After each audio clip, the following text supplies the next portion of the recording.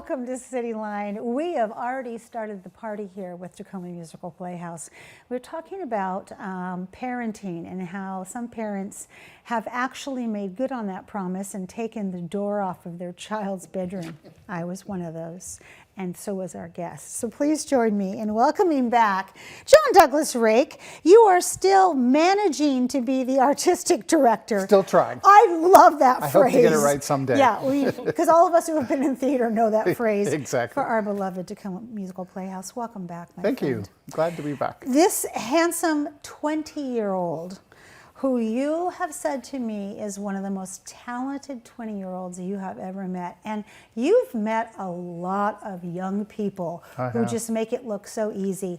This young man, Mr. Lucas Delamarter, what a great last name, kind of rolls off your tongue.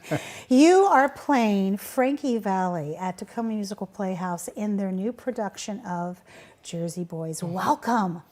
I'm excited to be here. It's great to have you here, and I love the fact that you had a Jersey Boy book in the Comfort Cafe over there.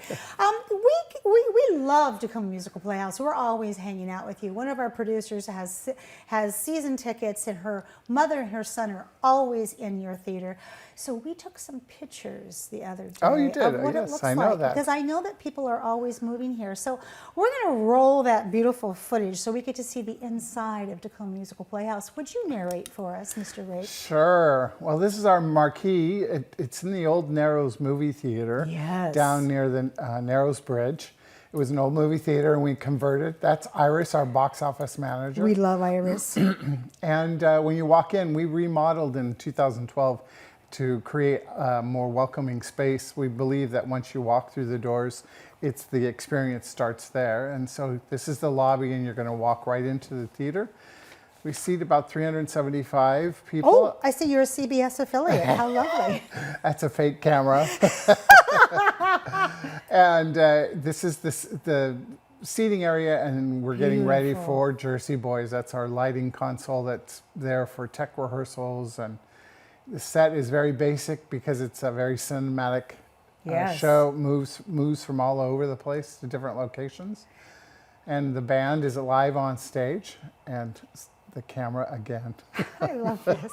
I love this because so many looking at things in a theater, it's almost like hunting for the notorious, oh, here's the mics. The microphones. God, and those, boy, do they say Jersey Boy on them. Yeah, they represent different eras too, different types of microphones.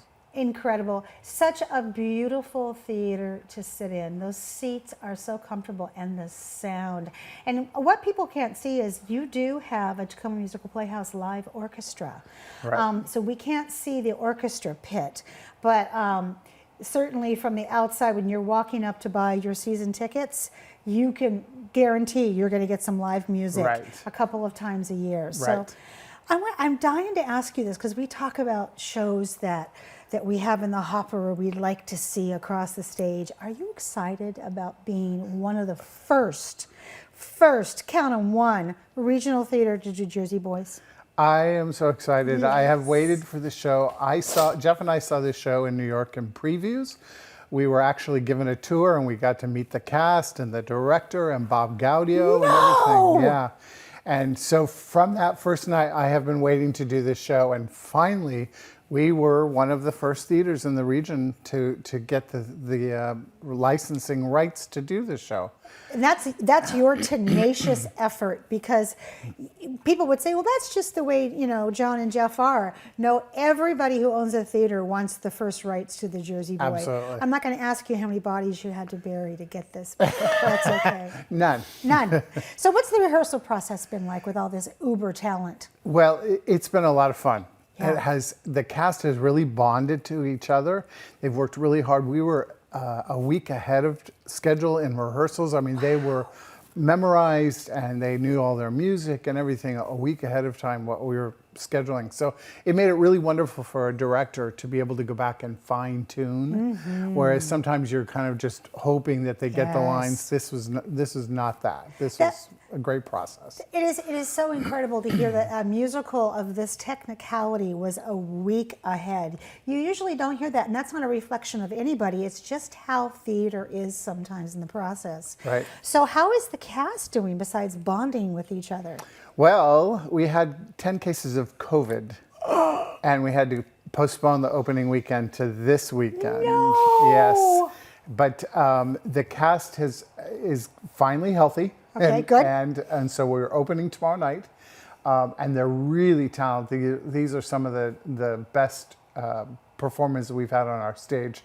And they're doing all kinds of roles. They play many roles except for the Four Seasons. They all play the Four Seasons, but some of them play 6, 7, 8 roles. Oh, I love that. So, oh my gosh, for the first time in 30 years, you didn't make an opening night. I got to say, you know what? You're such a failure. You are thanks. not. But to have that happen, boy, Well, if that fell upon a younger theater, I don't know if they would have handled it as well as you guys Well, and did. we were practically sold out for the whole weekend. That's a 4 lot of phone performances. calling to do. So poor Iris and the staff had to call everybody and reschedule. That's incredible. So any other challenges with sets, costumes, band? No, not really. It's been Okay. a lot of fun. The set, as I said, is very basic. The costuming has been really fun to replicate what they used to wear. And because it is so cinematic, they have to change costumes pretty quickly. Oh, I love that. So Boy, I want outtakes on that. At least on the microphone, because it's so much fun. They don't want it. I've been in those spots where I'm like 30 seconds and that's it. that's what they get pretty much to get into this outfit. And that you look so handsome. So Thank you. Lucas, we know how old you are because I said at the top of the show you're a 20-year-old. But I'm going to ask you a different question. How old were you when you started theater? Gosh, that's a great question. Are we counting the 4th grade musical Oh, where I played the lead? absolutely. Okay. Then I want to say about 9 years old. I love that. I made my stage debut in 4th grade. I love that. But I started taking it seriously when I was about 15, I think. I did a show, production of Into the Woods at Renton Civic Theater, and I kind of just fell in love with it ever since. Sondheim.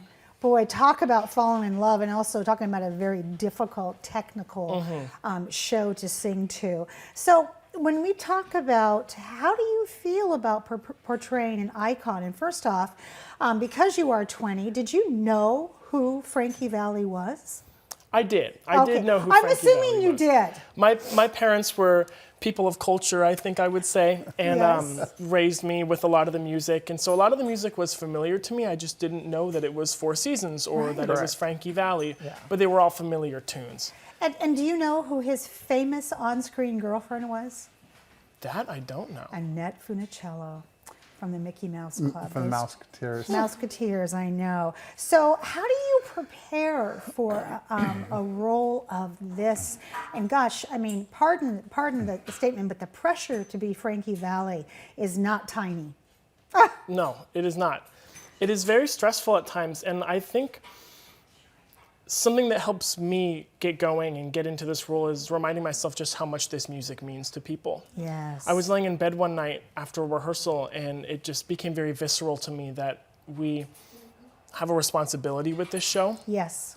and are carrying, we have the power to be almost a time machine for You the do. audience You to take them do. back. And as much pressure as that is, just thinking about that, it really fuels me to be respectful of the source material and be respectful. And so I've watched all sorts of interviews and videos of Frankie when he was younger doing his thing, just to adopt all the little mannerisms and the way he talks and carries himself.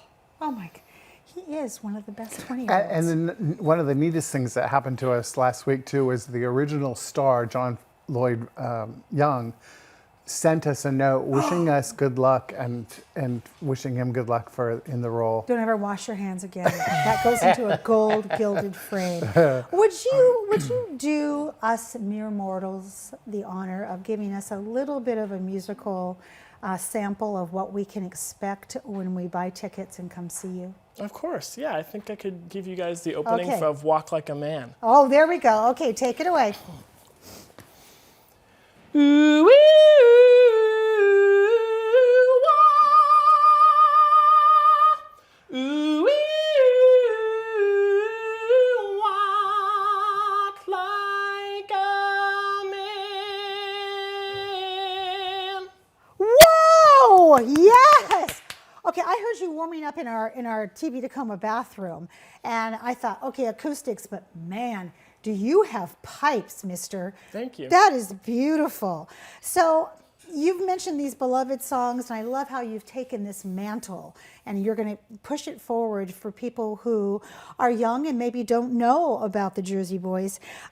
Jeff, is the audience going to get a chance to sing along? Because I almost jumped in just now. Yes, they are going to. On March 14th, there's a sing-along performance. So they get to see the whole show, but they're free to sing along with all the songs. I have to pass this along to my producer, Cheryl, and her son, Zach, because they never miss a chance to sing along. March 14th. There it is, March 14th. When we think about New Jersey, and there's a certain lifestyle that comes with it, recently we've seen there's a new look in makeup called the mob wife look, where people are going back into that culture. What kind of lifestyle is depicted in this production, John? Well, it depicts Frankie from a young age all the way up to when they received their award at the Rock and Roll Hall of Fame. So Lucas has to play, as Frankie plays many, many ages.